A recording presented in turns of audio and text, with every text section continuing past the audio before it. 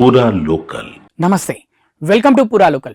Russia నుంచి చమురు కొనుగోలు చేస్తున్నారనే కారణంతో భారత్పై సుంకాల హెచ్చరికలను అమెరికా అధ్యక్షుడు డొనాల్డ్ ట్రంప్ తీవ్రతరం చేశారు. ఈ క్రమంలో కీలక పరిణామం చోటు చేసుకుంది. జాతీయ భద్రతా సలహాదారు అజిత్ డోబాల్ రష్యా పర్యటనకు వెళ్లారు. ప్రస్తుతం ఇది చర్చనీయాంశంగా మారింది.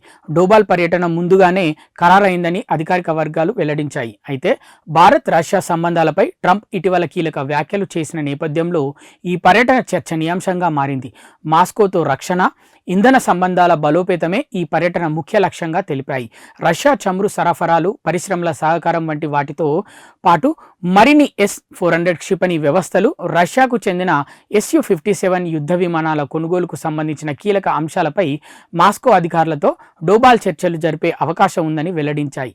విదేశాంగ మంత్రి ఎస్ జయశంకర్ కూడా ఈ నెలాఖరులో రష్యాలో పర్యటించనున్నట్లు తెలుస్తోంది. ఇరు దేశాల మధ్య రక్షణ, ఇంధన వాణిజ్య చర్చలే లక్ష్యంగా ఆయన పర్యటన ఉండనున్నట్లు అధికారిక వర్గాలు తెలిపాయి. ద్వైపాక్షిక అంతర్జాతీయ అంశాలపై చర్చించేందుకు రష్యా విదేశాంగ మంత్రి సెర్గీ లావ్రోవ్ సమావేశం కానున్నారు. ఇవి ఇప్పటివరకున్న అప్డేట్స్. మరిన్ని అప్డేట్స్ కోసం చూస్తూనే ఉండండి పూరా local, your choice for local voice.